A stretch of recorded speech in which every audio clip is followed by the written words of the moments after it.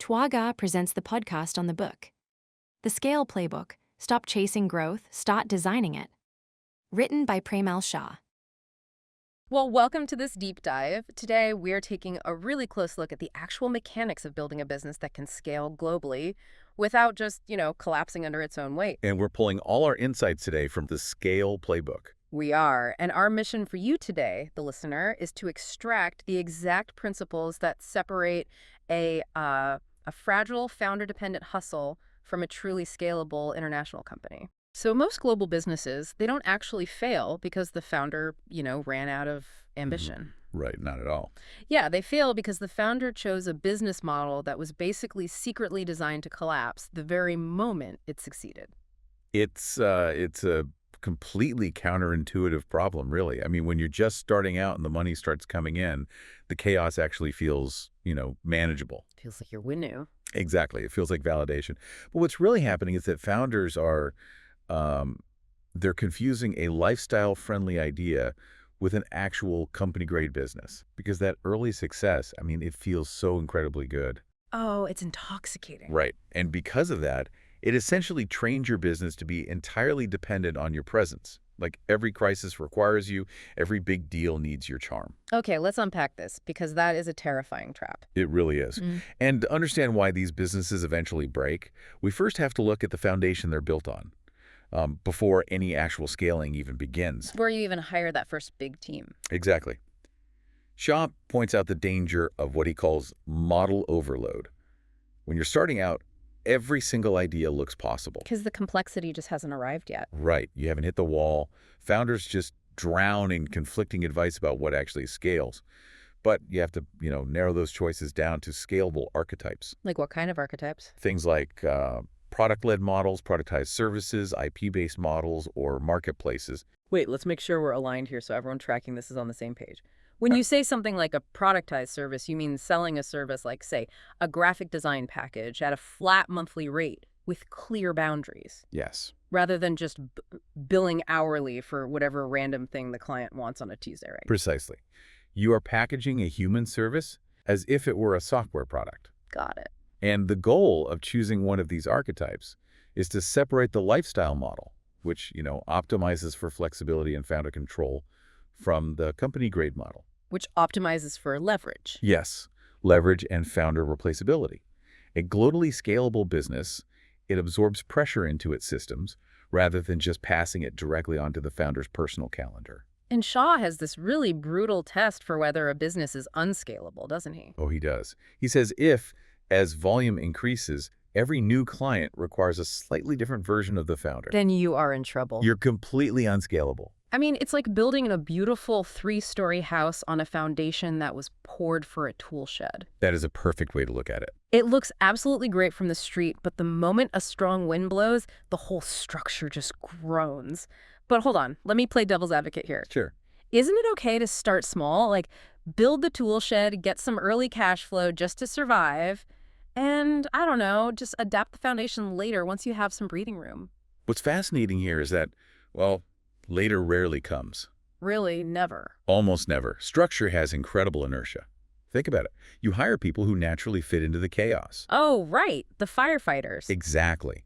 You attract clients who expect constant 24/7 access to the founder. Your teams literally form their daily habits around those flawed assumptions. And then the founder's identity just locks into this sort of permanent problem-solving mode. You nailed it. Waiting to fix the foundation doesn't reduce the risk of scaling. It just hides it. It hides it until the stakes are so much higher and the cost to change is just staggering. So if your ambition is global, a lifestyle-first structure will basically fight you every single step of the way. It will.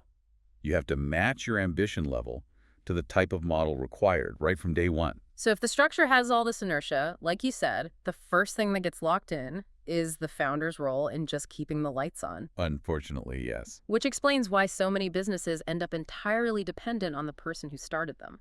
And I guess this brings us to the biggest bottleneck in any growing business, which is, ironically, the founder's own talent. Yes. Shah calls this the trap of heroics. Heroics. Right. When founders swoop in to save a doomed client account or, close a stalled deal, they look like absolute heroes. Everyone cheers. The day is saved. But they quietly train the entire business that crises are normal. And worse, that excellence requires this manual, heroic effort every single time. Man, that is a vicious cycle. It goes even deeper than that, actually. This reliance on heroics becomes painfully obvious when a company tries to, say, expand internationally. Or even just open a second location across town. Exactly. Because some skills travel well across borders, and some simply don't. What's a skill that travels? Skills that travel are explicit, they're measurable, and they are outcome-based. Okay, and the ones that don't travel? Those rely on intuition, reading the room, cultural familiarity. Shah mentions this really fascinating case study of a founder who was known throughout his whole company for his great instincts. Right, he was the ultimate closer. The best they had. Every major call had to go through him. Every single one. And because of that, he became a massive bottleneck. The sales team would just literally queue up outside his office door. Oh man, just waiting for him to bless a deal. Yes, just waiting. He was exhausted, and growth just stalled out entirely. He could only be in one place at a time. You can't clone the guy. Right. The business couldn't scale until his magical instincts were literally pulled apart into explicit decision rules. Like actual criteria and checklists. Exactly. They had to document exactly what he was intuitively looking for in his head, like deal size, client industry, specific pain points, so that anyone in the company could do it. I remember Shaw saying something like, charisma scales attention, but capability scales outcomes. I absolutely love that distinction. It's powerful. It really is. Charisma is it's like lighter fluid, right? It's great for a quick spark to get the fire going when you first launch a company.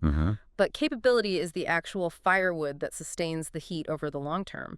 But, I mean, how does a founder actually let go without feeling totally irrelevant? That is the big question. Because if I'm a founder and I suddenly turn my personal magic into a boring PDF checklist, what is my job now?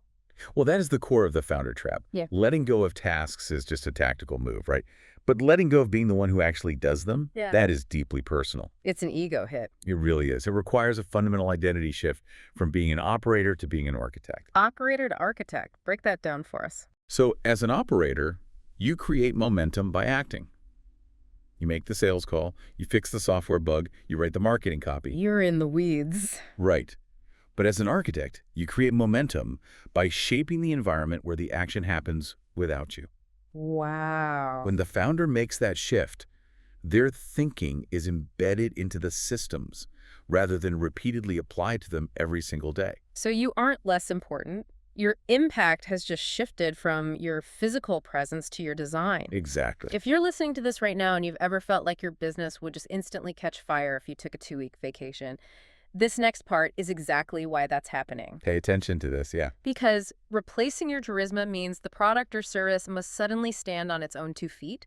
And the only way to know if it's actually doing that is to look at what people are willing to pay for it without you there to charm them. Right. And early adopters, bless them, are just terrible predictors of scale. They really, really are. They lead you on. They do. Early adopters often buy because they like you personally, or they want to support your vision, or maybe they just enjoy the messy beta testing process. They like feeling like insiders. Exactly. And that enthusiasm totally masks weak value signals. To scale globally, you have to ruthlessly differentiate between luck, founder hustle, and real, repeatable demand. And the ultimate, most honest test of true demand is price. Always. Shah shares a great story about this, right? A company that was expanding internationally. Yes, into the European market. Right. They looked at the local competitors in that new market who were significantly cheaper, and naturally, the sales team just panicked. Total panic. Your immediate instinct was, we have to drop our own prices by 40% just to compete and get a foothold here.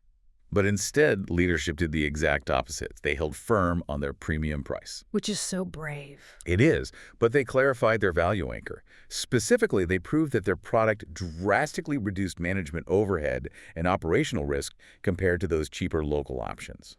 And by holding firm, didn't they actually shorten their sales cycles? They did, because markets don't just ask, is this cheap? They ask, is the risk of buying cheap worth the headache? Oh, that's so true. Here's where it gets really interesting to me. If price is a credibility signal, doesn't discounting prematurely just teach the market that you lack confidence? Yes. When you discount preemptively, you teach the market that your price is totally flexible. because your value isn't anchored to anything real. Global pricing works when the value stays fixed, but the expression of that value adapts locally. Okay, let's translate that a bit. So basically, the reason the software costs, say, $1,000 doesn't change, it's still saving the client 20 hours a week no matter where they live. Correct. But whether you explain that $1,000 using local currency or local case studies or different payment terms, that's what shifts. Precisely. The core logic of why it costs what it costs remains identical across the globe. You just localize the packaging. You localize the packaging, the cultural examples used in marketing, but you absolutely do not touch the core value proposition. Right. Premature discounting is just a race to the bottom. It destroys your margins before you even establish a foothold. And it signals to those international buyers that you don't even believe in your own product. Exactly. So, okay, once pricing is dialed in and you know people actually want what you're selling, you might think you're safe. You're not. No, you're not. Because that is exactly when the market gets incredibly loud. Everyone is suddenly telling you to chase new trends or launch 10 new features or expand wildly before you are actually ready. The noise is deafening at that stage. Shah tackles this by emphasizing first principles thinking to filter out all that contradictory business advice. And it is a massive problem for growing companies. I mean, one prominent advisor on LinkedIn tells you to niche down and dominate a small sector. Right. While another famous advisor tells you to go broad so you can capture this massive, total addressable market. It'll make your head spin. Shah decodes this contradiction perfectly. Yeah. He points out that they aren't contradictory, they are sequential. Ah. Yes. Niching down works when you need early traction and clarity.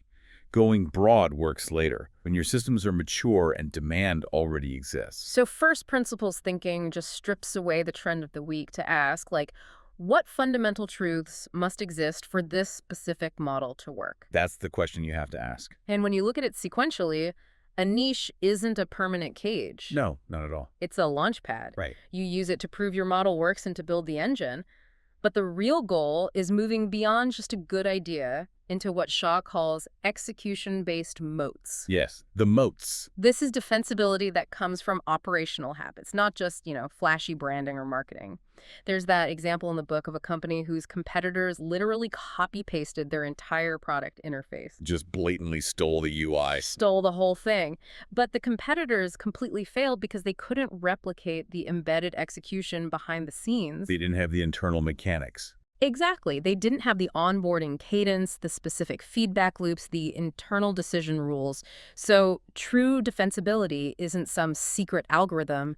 It's just being really, really hard to copy operationally. Which is boring, but incredibly effective. But how do you actually design that kind of boring but beautiful consistency? You build it by understanding that advantages must stack. Stack. Okay. Right.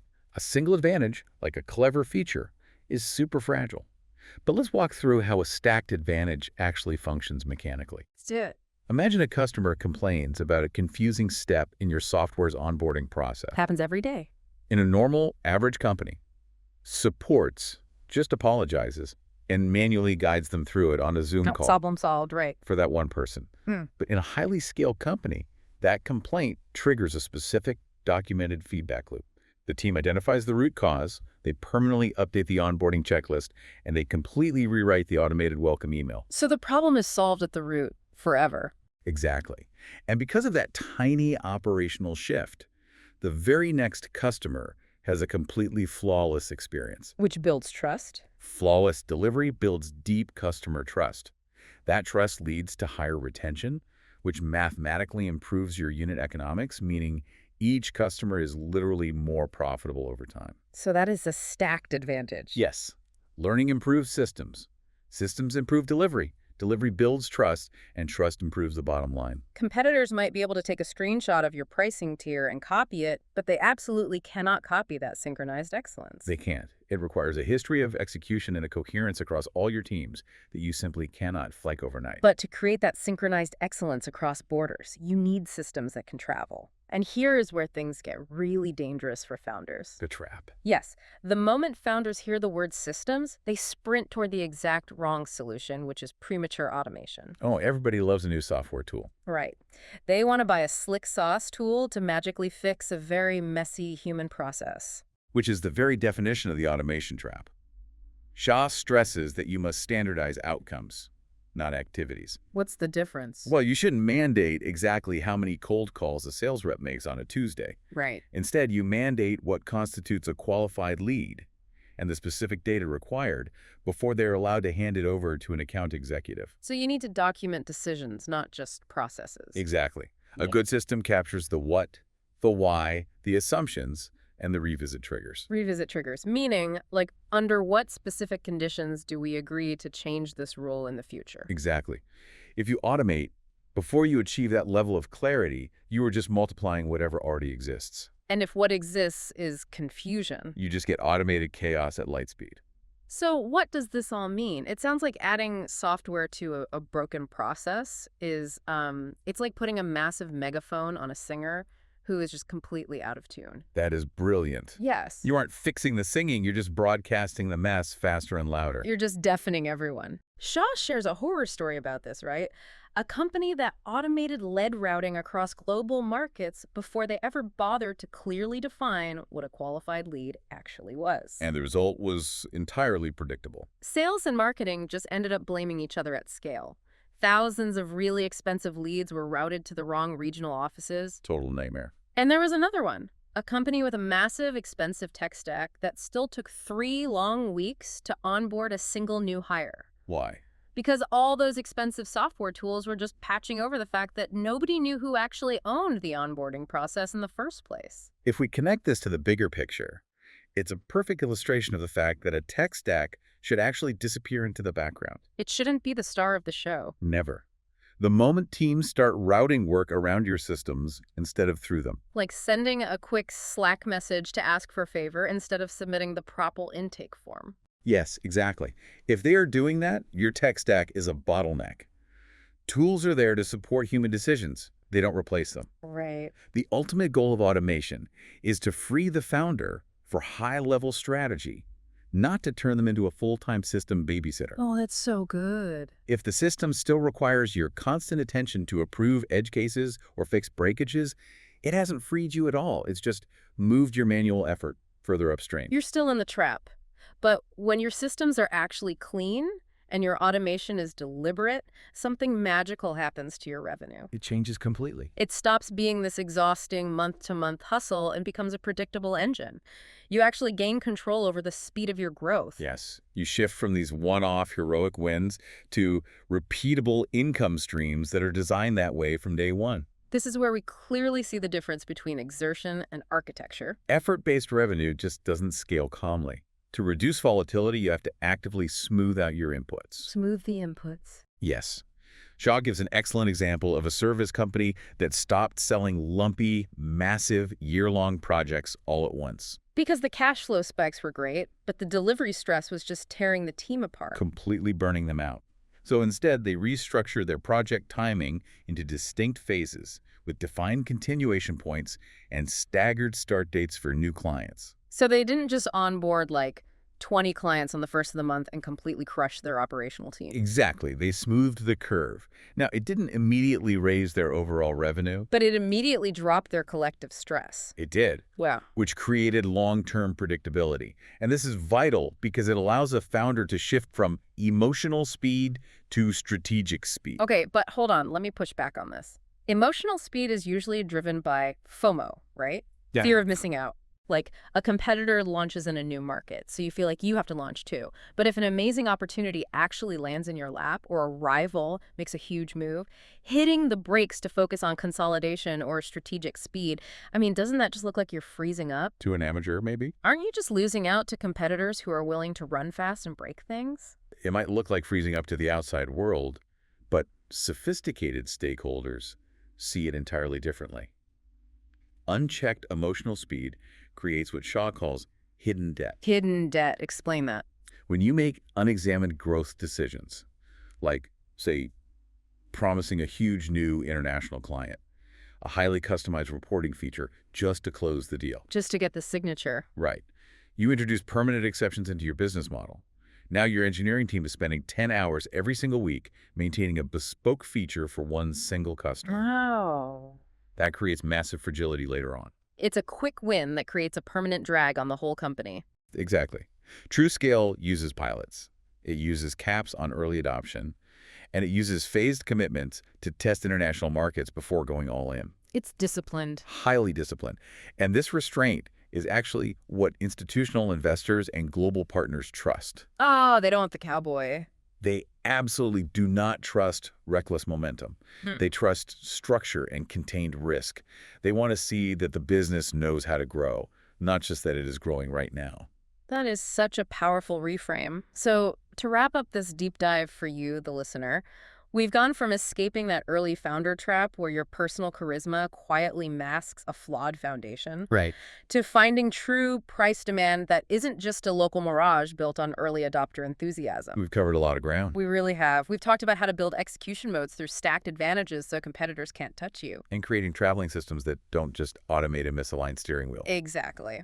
And finally, engineering predictable, hustle-free revenue that lets you control your strategic speed. And all of this, it raises an incredibly important question about the ultimate trajectory of a founder. It does. Because if the entire goal of scaling is to shift from an operator to an architect. Right. If the ultimate goal of scaling is to build a system so perfectly synchronized and resilient that it runs entirely without the founder's heroics or daily input. Then what happens? Does a perfectly scaled business eventually outgrow its creator entirely? I mean, if you've done your job perfectly, is the ultimate measure of a founder's success simply their own operational irrelevance? It's a slightly terrifying but beautiful thought. It really is. It's a fascinating thought to mull over as you build. Thank you for joining us on this deep dive. Look at your own work today, look at the systems you've built, and ask yourself, what would break first if I wasn't here tomorrow? Such a great question. Are you building a beautiful 3-story house on a tool shed foundation, or are you actually building a foundation meant for the world? Hope you enjoyed the podcast and would be keen to read The SCALE Playbook by Premal Shah. You may order a copy of the book directly from the publisher's site, TWAGAA.com, or from Amazon.com. Thank you for listening.